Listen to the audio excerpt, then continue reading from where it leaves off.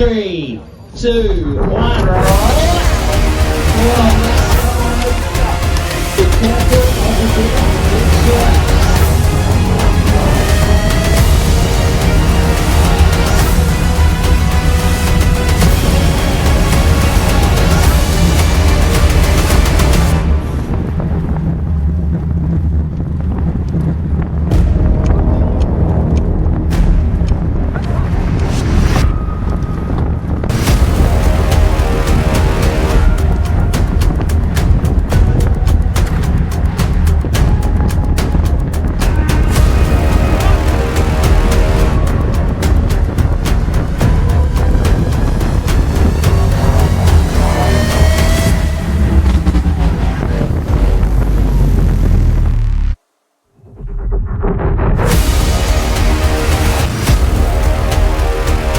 Welcome to another Tuesday Night Heffron race review. Order has been restored. A grade back on top. Kurt Eather on the top step. What more could you ask for? And with the only thing we'd ask for, we even saw the return of Paul Craft on Tuesday night, fresh off the plane. I mean, talk about all the celebrities coming down for a Tuesday Night Heffron. But even without him joining us on this podcast, as always, we have the truck driver himself, Mr. John Sunde. Good evening, John. Hey, Alexis. Hey, our- Vaughan, how you going? And of course, Vaughan is our resident statistician. Good evening, Vaughan McVilly. G'day, lads, and welcome to Truckgate. Absolutely. And I am your humbled host for this evening, Mr. Alexis Kaless. So, without a doubt, one of the more interesting race starts, because we know 6 o'clock comes around on Tuesday night. We hear 5, 4, 3, 2, roll out. And yet when 6 o'clock came around instead, someone was looking to change gears on the back straight. John, why don't you give everyone what happened? Well, it was a long day on Tuesday. It started with the intermittent rain that seemed to be hanging around all morning. So at one point, there was even doubt whether we were going to get a race in.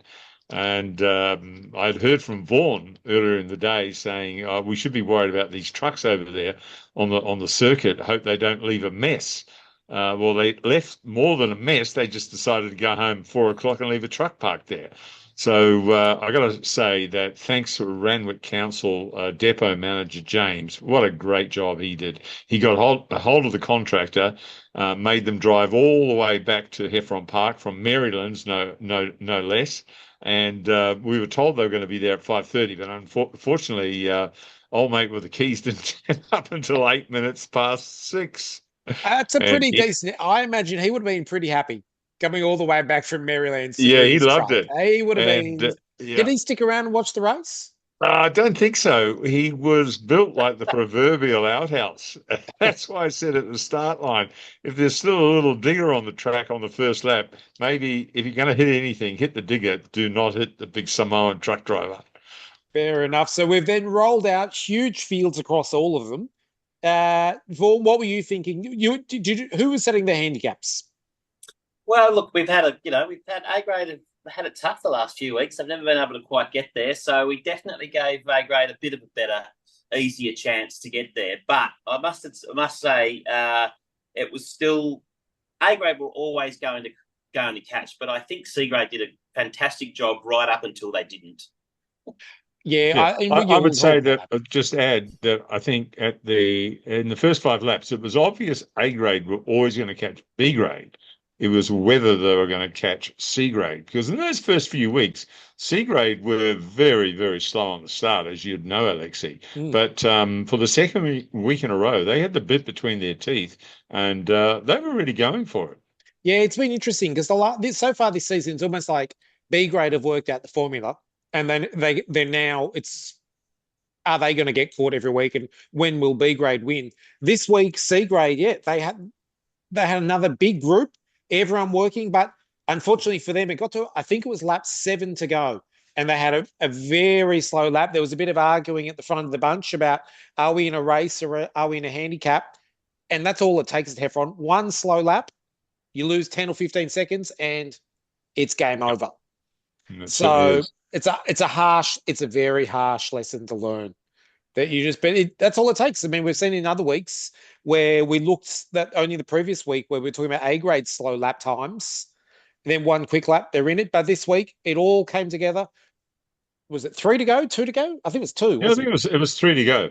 It Yep. was just on the third last lap, and I'm not sure what we had a few new riders in C grade, another bunch of younger riders, young Maddox from Mascari from Camden who did really well, Bruno Stefanelli from Lidcombe, he was new, and a young Sydney boy called Nico Love.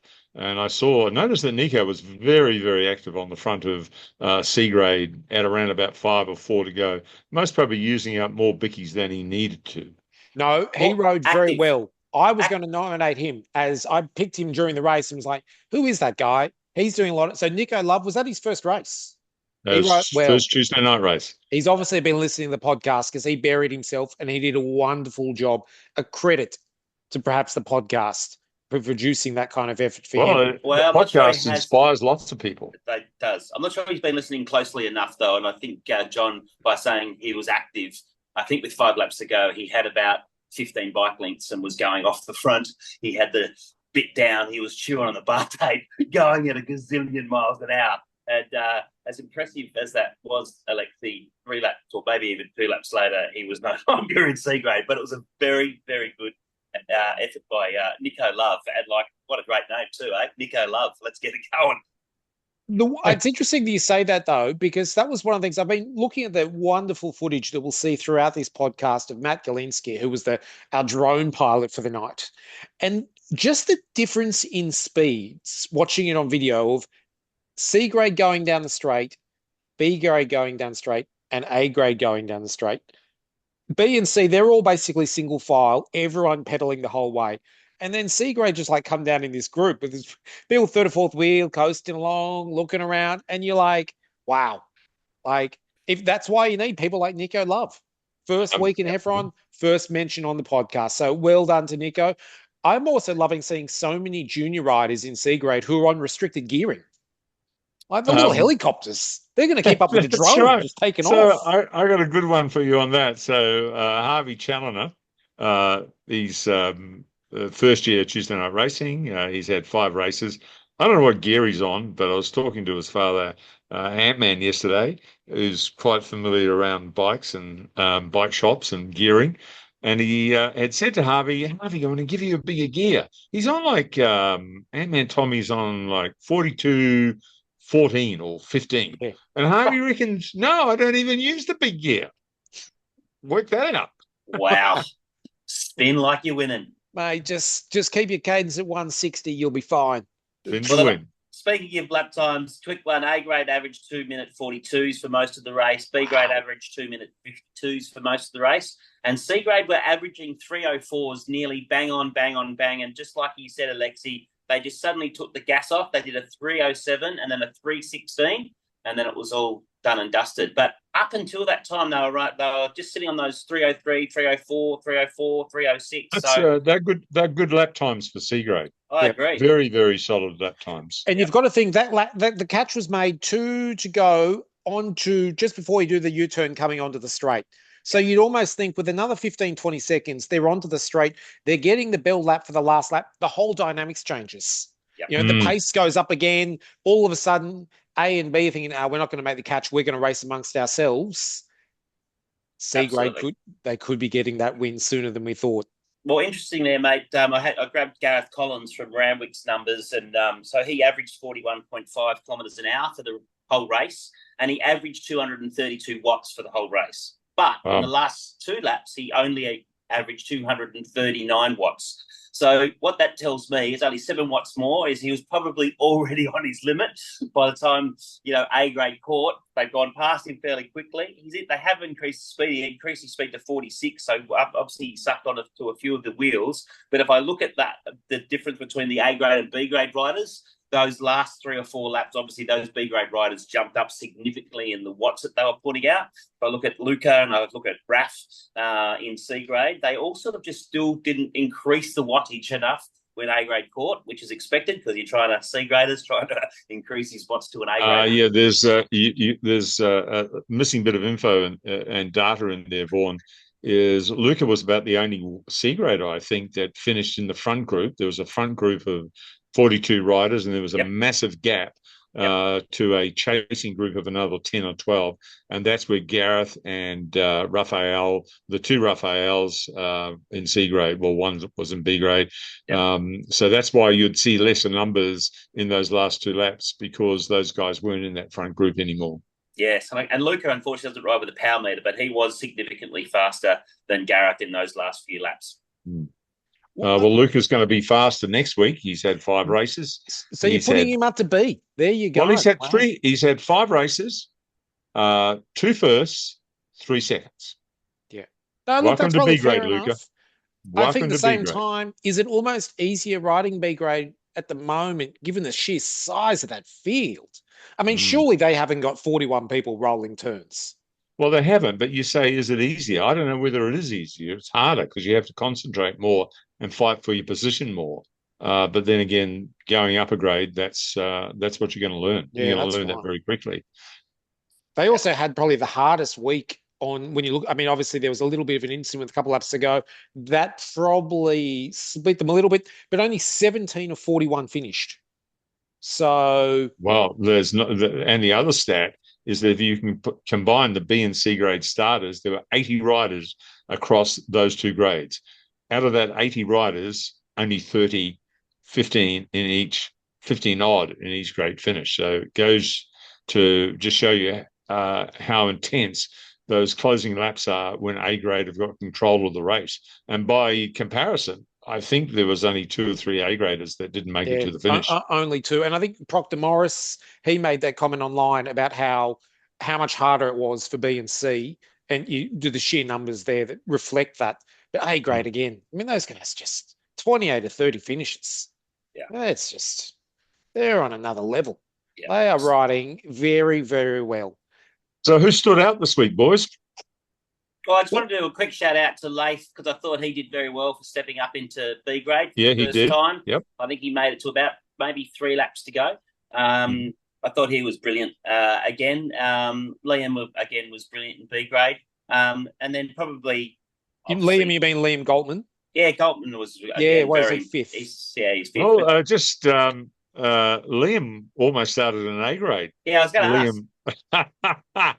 If only everyone knew all the discussions and negotiations that went on behind the scenes before 6 o'clock rolled around.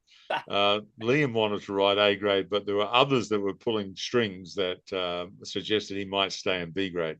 So run us through the logic there. Run us through the logic of saying, no, Liam, you're riding B, or Liam, you're riding A. What are the puppet masters? Well, my logic was pretty straightforward. He had an outstanding race the week before. I've watched him develop over the last 2 or 3 seasons or longer since he's been at Tuesday Night Racing. He's got the pedigree, he's got the skill, he's got the strength, he's got the ability, and he won convincingly. And so, on that merit alone, I thought so he deserved you were a the crack. pro Goldman being up there in. Well, not really. I just want to see these guys develop. And then, without naming names, what was the counter? Well, I'll just say that I'm not on the management of his team, and I'm not one of his team coaches. And you're $150 richer. What? Okay, and then does the same apply then to Cooper Finkenbeiner? Well, Cooper's got to win. He's got to win. He's certainly having a go. But I just wanted to add, think back to this time last year or earlier in the new year when we had the series going, when Ben Coates and Lucas Stevenson wanted to step up. They were just like borderline. We had the trophy race. They didn't make it to the finish in that. We had the memorial race. I don't think they made it to the finish in that. But they did step up, and now look at them. Benny Coates, 10th overall on Tuesday night. So I just put Liam in that category. That we're only going to find out whether he can step up if he's in that environment. Yeah. Yeah, I mean, look, I wish one day people would be having that conversation about me. But you Hey, know, call me before the race, Alexi. We can have that conversation. where we go. But look, Although I have noticed, Alexi, like your trajectory and my trajectory, it must be very similar. They were in a yes, reverse direction because our days going of B grade are going most probably very over. quickly. And look, and with that, you'd say the other person I thought who raced really well, Kira Will. I mean, you got to call her out for finishing there, finishing the B grade race. She rode very, very, very well. There was actually quite a few young ladies, I think, started in C as We well. had, I think we had 5 all up. We Yeah, had one young girl who's on a student visa visiting from China. Her name was Tutu. She'd never raced on a Tuesday night, and she gave it a go. And I think you noticed her in the opening yeah, laps. yeah. She found it quite a challenge, but shout Even out to Tutu, having a go. Yeah, and Hayley Dell from our team. She's Yep. never ever raced Heffron on any day, Saturday, Sunday, or Trying to see if I Tuesday. can find this. Did a lap, did a training session out in the track in the morning, and said obviously got convinced that the next step you do when you go out to the track, like the Eathers and of this world, is you go and race Tuesday night. She said she had a lot of fun. She probably lasted about half the race before she got piped out, but she really enjoyed it. So it's great to see all the girls there. Well, and we also had and, Caitlin Rose, Rose also another Newcastle. So obviously the freeway is very busy on a Tuesday night. They're obviously on the tradie run going the other way. Nicole Wilson as well. Now that I've actually, I think Nicole finished, but she just was with a small group that were behind that second bunch. But I just want to go back to Kira, who had another great ride in B grade. And you were just talking about young Haley's first time at Tuesday night. Look, I can remember it was only 3, maybe 4 years ago that Kira turned up for the first time. And I think she's most probably still got the memory implanted in her mind. It was a big shock for her, but look at her now, progress from C grade to B grade and riding on the international scene. So that's what Heffron does for you. The other thing that Heffron does for you, and the call and allure of Heffron, the return of Rodrigo Notaro. Oh, the wild South American. The drums started beating. And I think the best thing is, I think he was actually like on a borrowed bike. I don't think he rides a bike anymore. But now you got called up, you got told, you've got to come back Tuesday night, Heffron. Sure enough, he was back there. That's why C grade started so well. Rolling turns, burying himself. You called it last week, Alexi. When Rodrigo's there, and back he comes on, completely different bike. Didn't look like it fitted him very well, but boom, it was the there flying he was. burrito. He was just boom, rolling around. I just thought, how good's that? So he rode very shout out well. I wanted to do was Neil Percival from the Centennial Park guys, like that tattered, bearded. He looks like a bloody Viking or something, but he pulled massive turns early on. He didn't get Neil's to a horse. He is an absolute horse, right? Like I said over the commentary, I know that he works in construction, and sometimes when I look at his Strava, he's like, up at Newcastle or Coss Harbour or somewhere working, like miles away, but he takes his bike with him. And you'll see that he's gone out and done a training session at 3 a.m. in the morning. So I just wanted to give you this little stat on him. He averaged, was that a 3? Is that like a 3? Is that like a 3-minute training session at 3 a.m.? Like what's his Strava stat saying? Does it say he's moving? Goes out and does 100 Ks before work. Jesus. Seriously. But he averaged 400 watts. He averaged 400 watts until he had to pull out. And he pulled out and he was doing massive turns. I was like, he did more turns than anyone else there. You go and have a look at his Strava. Wow, there's some big numbers there. You could be working for the Democratic Party over in the States with those kind of numbers you're throwing around. But when you're talking about people also riding super strong, another guy who's been making it back, I can never pronounce it, James Langdyke. Oh, James, he's flying back up there. We've actually got some of his footage of the race, and you see he's tussling back up there. So it was only a little while ago. He'd been off the bike for a while. He's now back and flying. I think he finished 9th on the night, but that was like 9th at the very pointy end because there was a bit of a bunch absolutely. We could see. He had a great ride. So James, no stranger to the sport at all. National and international honours as a junior. So no surprises given his pedigree. But he rode really. But then you look at that finish, Kurt Eather. Wow, he's got meters on everyone at the moment, doesn't he? He is flying. Last lap stats on Scott Law and Kurt Eather. They averaged 49.5 kilometres an hour compared to the last lap. That was the last lap. So 48.5 for Scotty Law, 49.8 was just the average. But 1,553 watts Kurt Eather put out up the straight compared to Scotty Law's 12.28. Scotty Law definitely opened up the sprint there. But yeah, their average speed for the entire race was 47.5 kilometres an hour, that's pretty quick. Scotty accelerated up to just over 60, and Kurt accelerated up to 66. But that drone footage where you just see him just go, like jets. And so, well done, Kurt. Another impressive win. Your second for the season, but also Willie Heff. Case Park up 1-2 again, just like in week one. Then followed by, like you said, Scotty Law, and backed up by Josh Ludman and Jack Bennett. So Jack he's clawing his way back. He's finding that form. But Josh Ludlam, I mean, he did you'll see it through some of the footage when you watch closely. He was doing monster turns. He's flying along. And then when you look back with 2 to go, you see all of those guys who ended up being right there. They're sitting in like 20th wheel, just kind of sitting in there, hiding away. And I'm thinking to myself as I'm watching the footage, they're way too far back.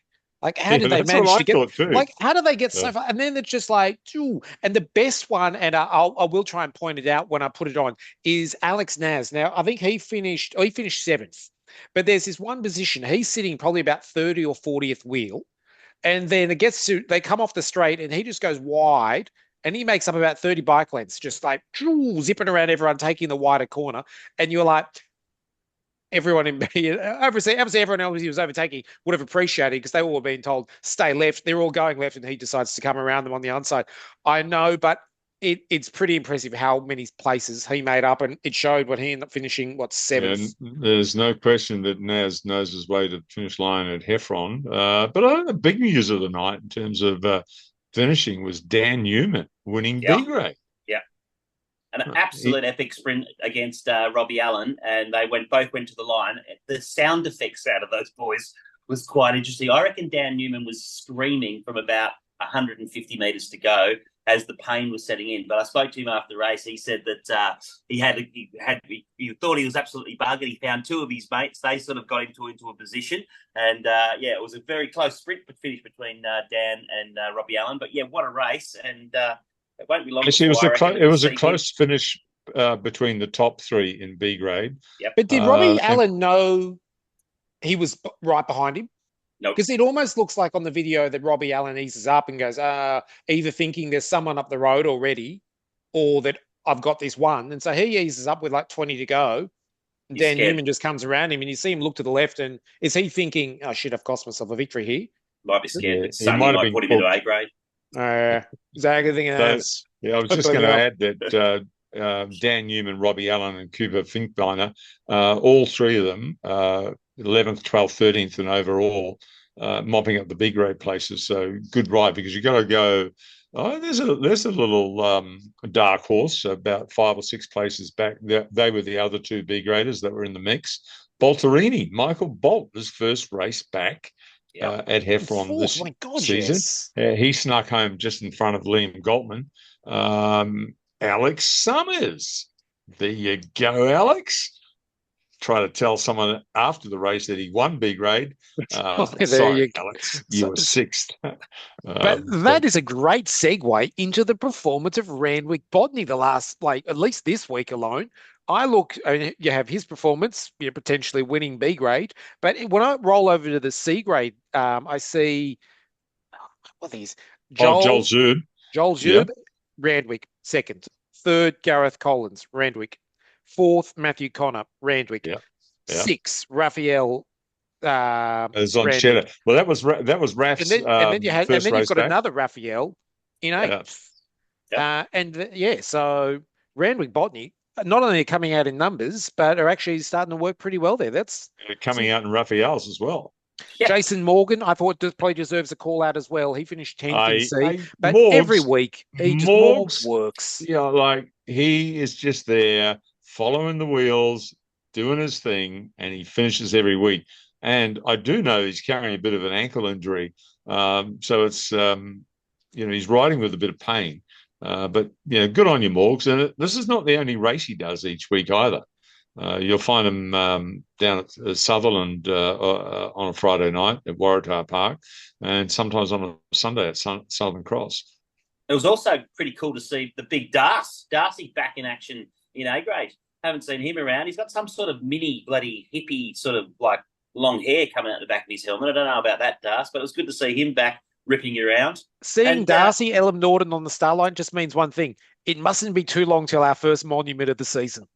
Because Darcy always, he just likes to have one or two warm-ups before you know he's going to put everyone into the gutter and just there's that classic video of Darcy coming into the straight, almost going between the lap board and the counter. Yes, and that's it. So, John, when is our next first monument of the season? Our first monument is the 17th of December. So there you go. Yeah. So the 17th of December, which is good. So the 17th that's the last Tuesday night. I think it is. I mean, I don't know what the exact date is. That's cool. I just thought I'd test your spot just to show you that we don't rehearse this. Is just right, put you on the spot. We certainly don't. But while you have a look at your calendar there, it leads us to the big thing of the week, of course. The Char Grill Charlie's Rider of the Week. This is going to be an interesting edition because, wow. Yeah.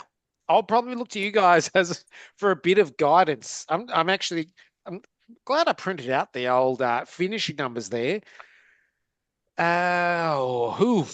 So, John, Vaughan, who wants to...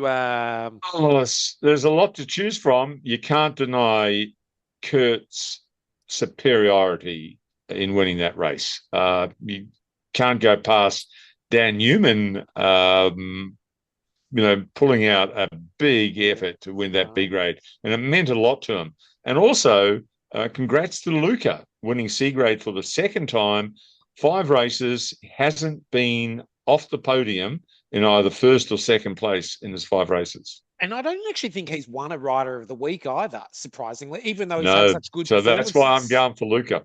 Youth is the future of Tuesday night racing. And I think he brings a few spectators as well to the stadium. So the when you're only about 12, you need a lift. You can't drive there, so your parents and your brother and your sister and the rest of your family have to bring you along. Exactly. But it's great to have met Luca's parents and see them down there supporting him. Okay, so you've gone Luca Zuccotti is John Sunde Rider of the Week. Stole mine, John. That's who I was going to go. I thought his ride was exceptional. Well, you can go him as well. It's a democracy. You can go for the same one.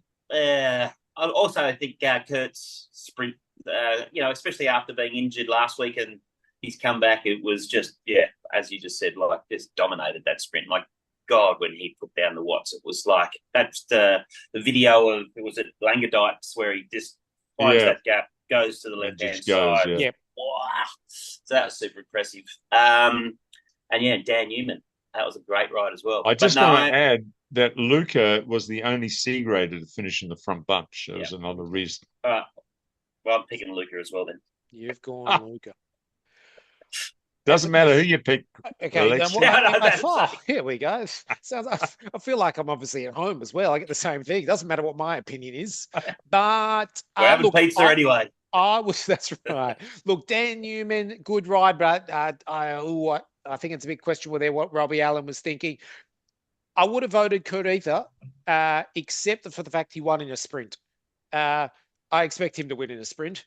If he wins solo, he can take Rider of the Week. Good theory. But I would also add the reason why I am sure I will therefore agree with both of you and give it to Luca is I also know that Kurt, he's a big supporter of junior riders and those coming up through. And I think Luca rides a bit of track as well. So that's also going to be close to Kurt's heart.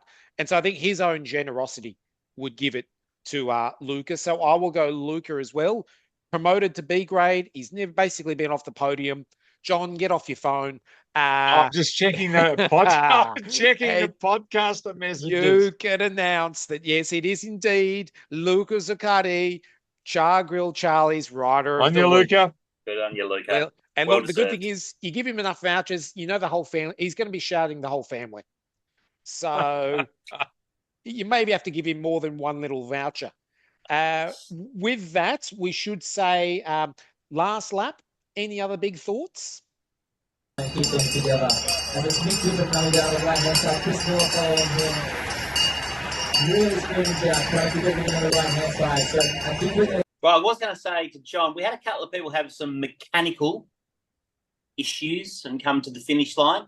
So we should probably talk about that. You need to go and talk to the com. It needs to be an actual mechanical issue.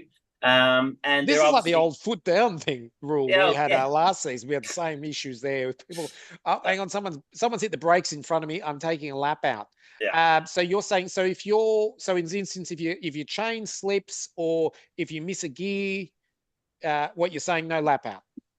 Well, I think. Well, I don't make those decisions. What's the ruling, John? The only decision that makes the decision I would is the define commissaire. mechanical as your handlebars just snapped, your wheel collapsed, your crank fell off, your pedal axle snapped, you obviously a puncture or an incident that took you off the track and you ended up in a tree. But Robin's pretty reasonable.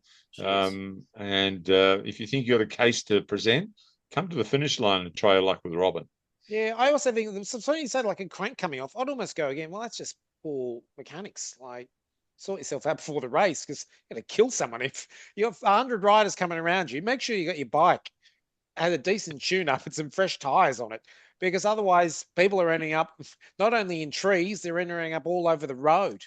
I would also add on our last laps, look, if it's your first week, generally, don't nominate yourself up in the higher grades. Pop yourself down in C, and remember it's a handicap. So, it's not just a flat-out race. No, that's actually a good point, Alexi, because I did have that conversation with Nico before he started the race. And I'd ridden with Nico on Saturday, and I could see that he was quite energetic. It comes from a running background, so there's no question about his anaerobic capacity. And I said, Nico, just follow wheels, go as hard as the 10th strongest rider in the grade. Don't expect to see you on the front whatsoever. What's he doing at 6 to go? 15 metres off the front. And I think you're showing your age there, John, because I don't think you actually had that discussion with Nico after the race. I think it was someone else, but that's okay. I think we can almost... Oh, we've got a Vaughan.